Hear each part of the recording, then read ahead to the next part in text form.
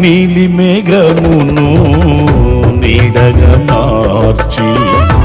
అగ్ని స్తంభమును కాంతిగా నిలిపి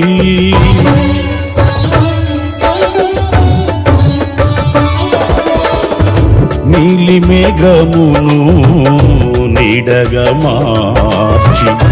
అగ్ని స్తంభమును కాంతిగా నిలిపి సైన్యములకు నీవే సారథిగా నిలిచి ఇంగినంటిన గోడలు కుప్పగా కూల్చిన సైన్యములకు నీవే సారథిగా నిలిచి ఇంగినంటిన గోడలు కుప్పగా కూల్చిన మా పక్షమై ఉన్న మహారాజు నీవే నీకు సాధ్యము కానిది